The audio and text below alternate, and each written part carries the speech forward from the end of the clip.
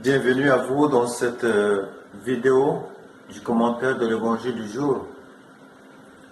Je tiens à vous remercier pour votre patience, bienveillance, bonté à nous suivre pendant cette petite vidéo quotidienne pendant ce confinement. Espérons que cela va bientôt finir et que nous aurons la joie de nous retrouver et célébrer la liturgie, la louange du Seigneur ensemble. En attendant, écoutons la bonne nouvelle du jour. Au nom du Père et du Fils et du Saint-Esprit. Amen. Évangile de Jésus-Christ selon Saint Jean. En ce temps-là, Jésus disait à ses disciples, « J'ai encore beaucoup de choses à vous dire, mais pour l'instant, vous ne pouvez pas les supporter. Quand il viendra, lui, l'Esprit de vérité, il vous conduira dans la vérité tout entière. En effet, ce qu'il dira ne viendra pas de lui-même, mais ce qu'il aura entendu, il le dira. Et ce qui va venir, il vous le fera connaître. Lui me glorifiera, car il recevra ce qui vient de moi pour vous le faire connaître. Tout ce que possède le Père est à moi. Voilà pourquoi je vous ai dit, l'Esprit reçoit ce qui vient de moi pour vous le faire connaître. Acclamons la parole de Dieu. Comment parler de l'Esprit Saint? L'Esprit Saint n'a pas de visage. Souvent dans notre conception, dans notre manière d'imaginer l'Esprit Saint, qui n'est pas souvent la réalité. Bien sûr, il y a les symboles de l'Esprit Saint, le souffle, le feu, le vent, la brise légère. Qui est en réalité l'Esprit Saint? En fait, c'est le grand inconnu.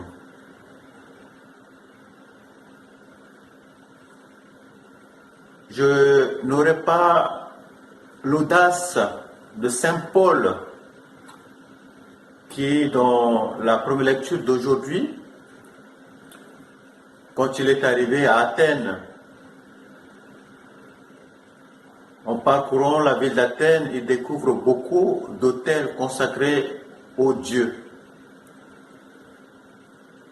Et il a trouvé un qui est avec l'écriteau au Dieu inconnu. Il dit, ce que vous ne connaissez pas, c'est cela que je viens vous l'annoncer. Je me vois tout faible, tout indigne de parler de l'Esprit Saint. Et par ma vocation de baptiser en tant que prêtre, j'essaie un peu de parler de l'Esprit Saint.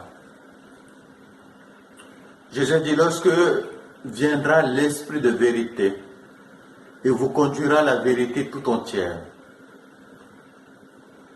La vérité sur Dieu. En fait, la grande question de Pilate à Jésus, c'est quoi la vérité? Rebondit encore aujourd'hui. L'homme ne sait pas encore c'est quoi, c'est quoi la vérité. Comme on dit, la vérité relative. En tant que chrétiens, nous avons vu que, d'après le catéchisme de l'Église catholique, il y a 4 points fondamentaux de la foi chrétienne, qu'on appelle le socle de notre foi, que nous ne saisissons pas très bien. Et quand lui, l'Esprit Saint, viendra, il nous fera connaître, il nous découvrira la vérité tout entière, la vérité qui est en Dieu. D'abord, la première chose, le premier fondement qui nous fera connaître, c'est le mystère trinitaire, le mystère de l'économie divine.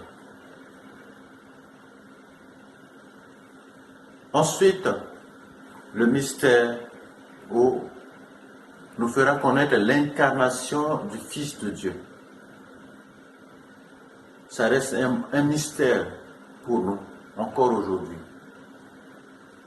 La mission de l'Église, troisième point, la mission de l'Église.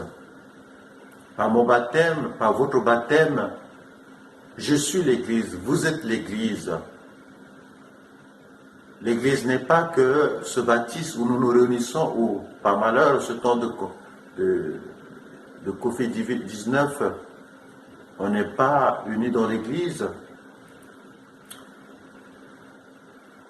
Et le quatrième fondement, c'est l'expérience intérieure du croyant. L'expérience intérieure du croyant.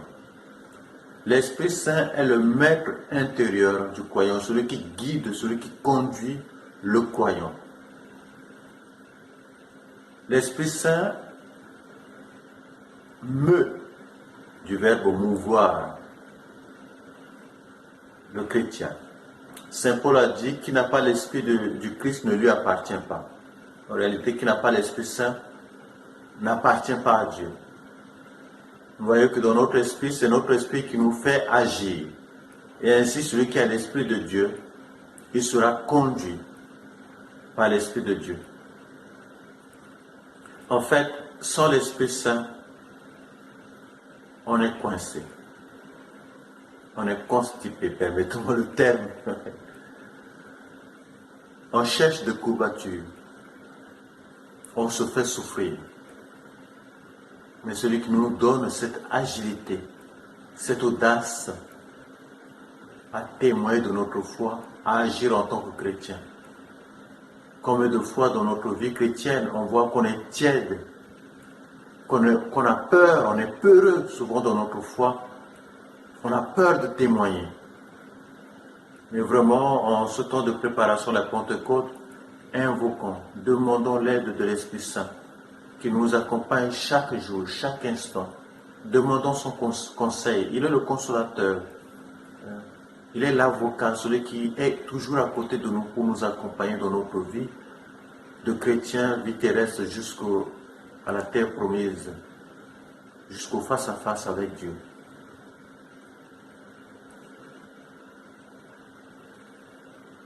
Recueillons-nous, peut-être invoquons l'Esprit Saint. Ceux qui connaissent le chant Esprit de sainteté, de chanter ensemble avec moi, qui nous aide. Esprit de sainteté, viens combler nos cœurs, tout au fond de nos vies, réveille ta puissance. Esprit de sainteté, viens combler nos cœurs. Chaque jour, fais de nous des témoins du Seigneur, qui est la lumière qui vient nous éclairer. Le libérateur qui vient nous délivrer, le consolateur, esprit de vérité, en toi l'espérance et la fidélité. Esprit de sainteté, viens combler nos cœurs, tout au fond de nos vies, réveille ta puissance. Esprit de sainteté, viens combler nos cœurs. Chaque jour, fais de nous des témoins du Seigneur. Notre-Dame de consolation, priez pour nous. Du Père, du Fils et du Saint-Esprit. Amen.